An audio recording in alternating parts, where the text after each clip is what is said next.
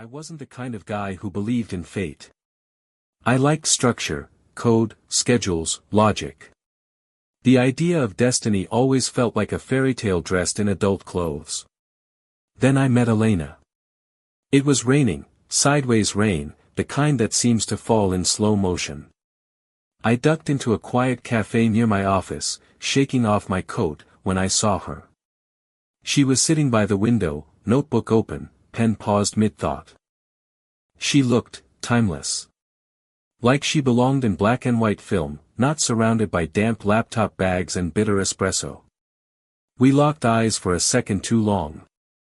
"Sorry," I muttered as I passed, but she smiled. "No need to apologize," she said. "Most people don't even look up anymore." That was Elena, saying things you didn't expect, right when you needed to hear them. I ended up sitting near her. We started talking. Something about city noise, how rain makes everything quieter somehow. I don't remember what led to exchanging numbers. All I know is I walked out of there with her name saved in my phone, and this weird flutter in my chest I hadn't felt in years. We started texting that night. By the weekend, we were sharing dinner and bad wine. By the end of the month, we were spending every night together. It wasn't just that we clicked. It was how she made space in her world for mine, and didn't ask me to shrink. She was a writer, of course. It made sense. Everything about her felt like poetry, sometimes messy, sometimes elusive, but always intentional. She called me her stillness, which I never understood fully until later. I didn't see the cracks coming. I didn't know how love could rot quietly beneath its own weight. But I would. And soon. The first sign was silence. Not the comfortable kind, like the quiet you share after a long day, curled up together. No, this silence was electric. Buzzing. Like something was trying to break through, but couldn't. It started with her phone. Always on silent. Turned face down. Then, the nights she claimed she needed to write alone. At first, I didn't question it. Writers are weird like that, I get it. Inspiration doesn't follow a schedule. But the thing with silence is, once it arrives, it invites suspicion. One night, I walked in to surprise her with takeout and found her staring at her laptop, eyes red. She snapped it shut the second she saw me. "You okay?" I asked. She nodded too fast. Just a sad chapter one was working on. I didn't push. But something about the way her fingers clenched the laptop made my gut twist. We stopped having those long midnight talks. She stopped stealing my hoodies. Sex became rarer, less tender, more functional. Like she was checking off a list. But I didn't want to be the paranoid boyfriend. So I did what scared men do. I convinced myself it was all in my head. Until it wasn't. The thing about truth is, it doesn't stay buried. No matter how deep you shove it down, it finds a way to crawl back up. Sometimes slowly, sometimes all at once. For me, it happened on a Tuesday. I'd left work early. Something in my gut said, go home. No reason. Just instinct. I remember telling myself it was probably nothing. That maybe I'd catch her in a good mood and we could reconnect. Maybe I'd been overthinking everything. I walked into our apartment and heard voices, hers and someone else's. Male. Laughter. Low. Too intimate. I froze just past the threshold. I could have slammed the door, made my presence known. But I didn't. I stood there, holding my breath, waiting. The laughter stopped. Footsteps. A door shut. Then silence. When I finally walked in, she was alone in the kitchen, pouring wine like she hadn't just invited another man into our home. "Hey," she said casually. "Didn't expect you so early." I looked around. Nothing out of place, except for an extra glass in the sink. Who was here? She blinked. Just a friend from work. He dropped off a book. Did he drop it off through the living room? She hesitated, just for a second. That was all I needed. And still, I wanted her to lie better. Isn't that sick? I wanted her to be good enough at this to save me from what I already knew. Instead, she said, "Can we not do this right now?" I nodded. But inside, something broke. We didn't talk about it the next day. Or the one after. We danced around it like it was radioactive, me pretending not to notice the shift, her pretending nothing had changed. But the silence was heavier now. Weighted with avoidance. That's the thing about betrayal, it doesn't shout.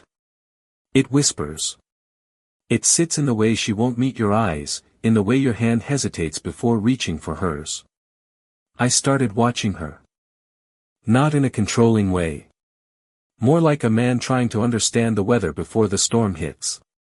Her smiles were quicker, more rehearsed. Her "I love yous" felt like apologies. One night, I asked, "Do you want to be here?" She didn't answer for a long time.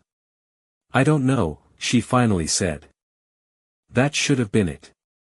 That should have been the cue to walk away. But instead, I said something pathetic like, "Then let's figure it out." Why? Because I still loved her.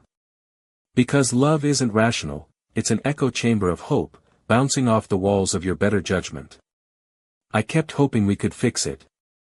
But you can't glue something back together if she's still holding one of the pieces behind her back. We were lying in bed, facing opposite directions, when she said it. I slept with him. No build-up. No apology. Just a simple, brutal truth in the dark. My heart didn't drop. It detonated. I turned toward her, but she wouldn't look at me. Her back was rigid, like she was bracing for impact. "How long?" I asked, even though I didn't want to know. "Twice," she said. It wasn't love. It was stupid. Stupid. That word. Like she dropped my heart on the floor and blamed gravity. I got out of bed. Just stood there, watching the outline of her in the half-light, wondering how the hell we got here. We'd built something, maybe not perfect, but real. Or so I thought. I slept on the couch. Didn't speak to her the next day. Or the one after. Eventually, I packed a bag. Told her I needed time. She didn't stop me. Didn't cry. Didn't say, "Please stay." That was the part that hurt the most. I moved into a friend's spare room. A mattress on the floor, 2 suitcases, and a box of coffee pods. It was the kind of reset that felt both humiliating and weirdly peaceful. I kept waiting for the breakdown. For the late-night sobbing, the reckless one-night stands, the drunken texts. But it didn't come. Instead, I started running. Long, aimless loops through the city. It gave me time to think, or not think. I filled notebooks with scattered thoughts, half poems, lists of things I didn't want to forget. I thought about Elena constantly, but not the version that hurt me. I thought about the early days. The first laugh. Her reading a draft of her short story to me in her kitchen, barefoot and radiant. I didn't want her back. I just wanted that feeling again, of being seen. Then, one morning, I ran into someone. Literally. She was walking a dog that darted across the path. I stopped short, she apologized, and somehow we ended up having coffee. Her name was Mara. She was a nurse. Kind eyes. Steady voice. The kind of calm that sneaks up on you. We started meeting up after my runs. Talking. Not about heartbreak, or betrayal, or revenge. Just, life. She never pried. She never tried to fix me. She just listened. And God, I didn't realize how much I needed that. It was a Thursday. I was walking back from Mara's place, she'd made chili, we'd watched a dumb movie, and I left with a strange lightness in my chest I hadn't felt in months. Then my phone rang. Elena. I stared at the screen like it was something alive. I almost didn't answer. But curiosity. That's a hell of a drug. Her voice was thin. Tired. Can we talk? Why? She didn't flinch. Because I need to tell you something I should have said before. We met at a park bench the next morning.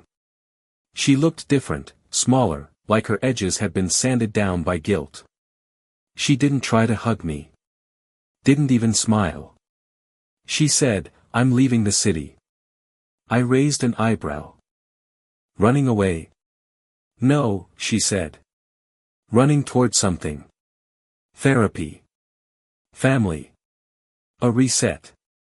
I waited for the apology, the maybe we can still, the classic rom-com pitch. Instead, she handed me a letter. In case you ever wonder if I cared. She stood, brushed a tear off her cheek, and walked away. I didn't open it right away. Not until later that night, back in my room, alone. It wasn't a love letter. It was a confession. About her depression. Her fear of fading. Her panic that she would never be enough. How none of it was an excuse, but it was the truth. And somewhere in there, between the ink and the heartbreak, was something I hadn't expected. A thank you. There's something wild about letting go without bitterness. Reading Elena's letter didn't fix anything, but it gave me clarity. She hadn't cheated because I lacked something. She cheated because she was lost, and I was too close for her to admit it. Pain doesn't always come from villains. Sometimes it comes from people who love you, but don't know how to love themselves. I didn't respond to the letter. Didn't need to. It wasn't an open loop, it was closure. And in that quiet, something else had been growing. Mara. With her, it wasn't fireworks. It was a steady flame. She didn't try to dazzle me. She just showed up. Consistently. Softly.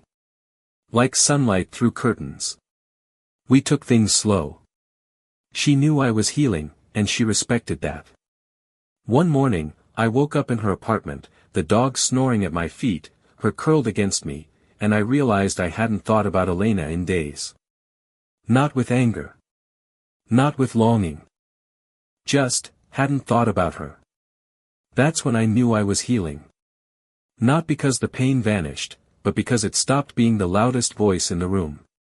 Mara stirred, eyes still half closed. "Hey," she murmured. "Hey," I whispered back. And for the first time in what felt like forever, I wasn't chasing something. I was home. A year later. A year isn't long. Not really. But a lot can happen in a year. I moved into a new apartment. Clean walls. Quiet neighbors. A balcony just big enough for 2 chairs and a string of lights Mara insisted on hanging. We didn't rush things. We just grew. Slowly. Deliberately. Like people who knew what it meant to lose, and didn't take anything for granted anymore. Elena never came back. We exchanged one more message, simple, kind, final. She was doing better. Seeing a therapist. Writing again. I was genuinely glad to hear it. Sometimes, I still dream about her.